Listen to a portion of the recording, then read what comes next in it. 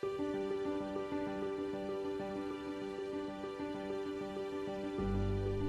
is up, everybody? It's your boy Bobby from Bobby's Breakdowns, and today we're going to be ranking the top 5 MCU movies. But there is a stipulation to this one. We cannot put the Avengers films in there. So Avengers 1 from 2012, not eligible. Avengers Age of Ultron 2015, not eligible. Infinity War 2018, not eligible.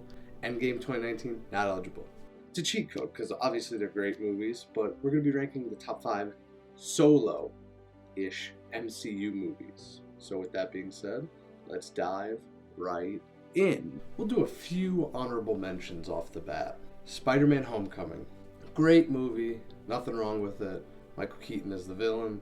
The origin story of Tom Holland's Spider-Man, great. Just didn't crack the top 5 on my list. And the other honorable mention is Captain America Civil War. It's kind of like an Avengers movie, just without the name. Great movie. The story is phenomenal. Don't get me wrong. It just wasn't enough to crack the top 5 on my list. So with that being said, let's go to number 5. Coming in at number 5 is Thor Ragnarok. The best Thor of the franchise, easily, in my opinion. Thor 1 was pretty good. Thor 2 was not that good. And Thor Love and Thunder, I did enjoy, but it's not going to crack top 5 on my list. Thor Ragnarok, you had Chris Hemsworth, of course, Mark Ruffalo, Tessa Thompson. They all did great together. And, of course, that movie set up Infinity War.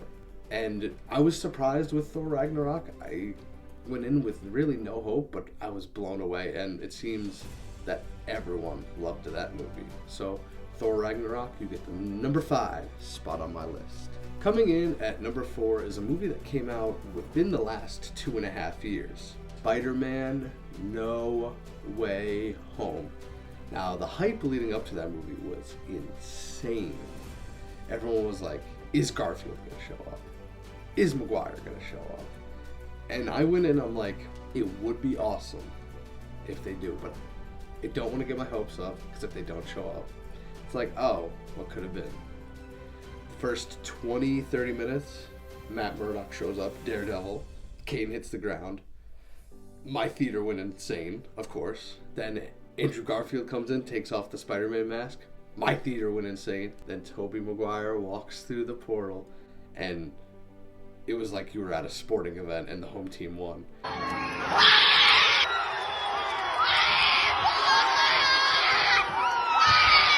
It went crazy. And, of course, you got Tobey, Tom, and Andrew all teaming up together. Phenomenal movie. The experience of the theater definitely helps it. It's coming in at number 4, and I think it's one of the best MCU movies post-Endgame. We'll get into another one soon. But Spider-Man No Way Home, number 4. Coming in at number 3 is another post-Endgame movie. Guardians of the Galaxy 3. Came out less than a year ago. And while the Guardians have taken a back seat, they're gone, whatever, Guardians 3 was really good. You were sitting on the edge of your seat the whole time thinking, are some of them going to die? Are some of them going to walk away? Chris Pratt, Star-Lord, was this close to dying. And it was like, oh man. James Gunn went out with a bang from the MCU. All the characters, you felt an emotional attachment to them. Storyline was great. It might be the best Guardians movie of the franchise. I think it is, personally. The stakes were high. The villain was good. And yes, Guardians 3 I thought was great.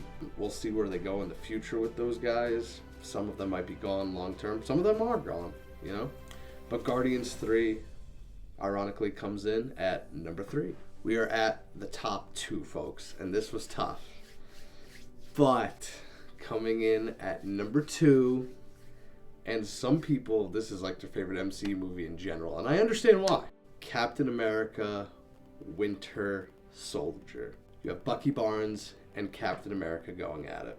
Bucky Barnes is loopy, and the action scenes, the acting. Phenomenal movie. I love Chris Evans as Captain America. I think Winter Soldier is number one on a lot of people's lists, and rightfully so. The movie was phenomenal. I gotta go back and watch it. It's been a while. But Winter Soldier, it gives Civil War a run, even with all the characters in Civil War, which is kind of crazy. But the story of Bucky going crazy, I love it. But it's not good enough to get the number one spot. But coming in at number two, Captain America, Winter Soldier.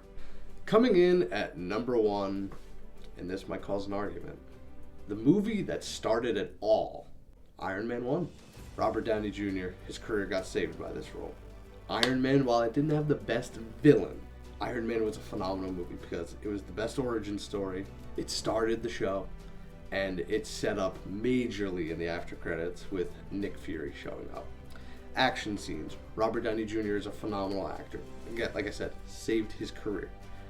Iron Man 1 is great. Now, some people are going to argue and say, well, technically, Tobey Maguire started the MCU because he showed up in No Way Home. You can't go back and do that because if Tobey Maguire never showed up, you wouldn't count it. Because Iron Man set up the Avengers and set up everything. And even though Iron Man and Robert Downey Jr. are not around anymore, Iron Man still lives as a legend to this day. And Iron Man 1 is a phenomenal movie. You can't touch it, in my opinion. It's great. And yes, Iron Man coming in at number one on the MCU movies that don't involve the Avengers. Thank you for joining me on this list. I had a lot of fun making this list. It's an interesting one, but who knows? Comment below what your favorite 5 MCU movies are that don't involve the Avengers, that aren't Avengers movies. But my next video, by the time this goes out, go watch my Batman rankings. We're on a superhero kick right now for a little. Then next up, or in a few weeks, I will be doing WrestleMania 40 predictions. I can't believe it's here, folks. We're like 2 weeks away at the time of recording, and I can't wait. But with that being said, make sure you subscribe. Make sure you hit that like button. Plenty more content coming, folks. And I am Bobby from Bobby's Breakdowns, and we will see you in the next one. Later.